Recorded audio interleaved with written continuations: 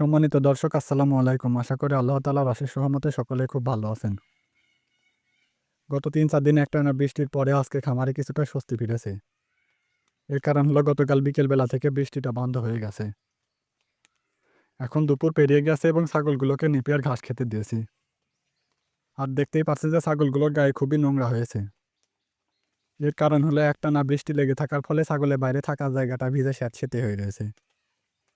এর ফলে ছাগলগুলো এখানে যখন হাঁটাচলা করছে এবং খাবার খাচ্ছে তখন তাদের গায়ে নোংরা লেগে আছে। তো আজকে সকাল থেকে এখনো বৃষ্টি হয়নি এবং আকাশের পরিস্থিতি দেখে মনে হচ্ছে যে বৃষ্টি হওয়ার তেমন কোনো সম্ভাবনা নেই।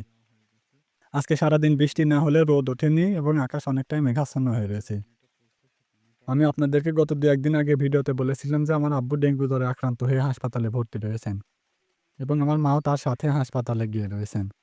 আর আমি বাড়িতে একা একাই ছাগল গরুগুলোর খাওয়া দাওয়ার ব্যবস্থা করছি। আর এর পাশাপাশি হাসপাতালে যাতায়াত করছি। আর এর মধ্যে তো মুষলধারে বৃষ্টি হয়ে চলেছে। এর ফলে গত ২-৩ দিন ছাগল গরুগুলো ভালোভাবে পেট ভরছিল না। এর কারণ হলো আমি যেহেতু বারবার হাসপাতালে যাচ্ছিলাম এবং মুষলধারে বৃষ্টি হচ্ছিল, এ কারণে ঘাসগুলো কাটা সম্ভব হচ্ছিল না। আর সে ভিডিওতে আমি আপনাদেরকে দেখিয়েছিলাম যে আমাদের মাঠে যাওয়ার যে রাস্তাটা রয়েছে সেখানে জলাবদ্ধতা সৃষ্টি হয়েছে। এর ফলে ঘাসগুলো কেটে নিয়ে আসতে অনেকটাই অসুবিধা হচ্ছিল। তবে রাস্তার পানিটা আজকেও বেশ অনেকটাই কমে গেছে। আর ছাগল যেহেতু ভেজা স্যাঁতসেঁতে জায়গা পছন্দ করে না, এই কারণে তারা ঘরের মধ্যে চলে যায়। এর ফলে তারা ঠিকমতো খাবারও খায় না এবং পেট ভরে না। এজন্য আমি ছাগলগুলোকে যখন ঘাস খেতে দিই তখন দরজাটা বন্ধ করে রাখি।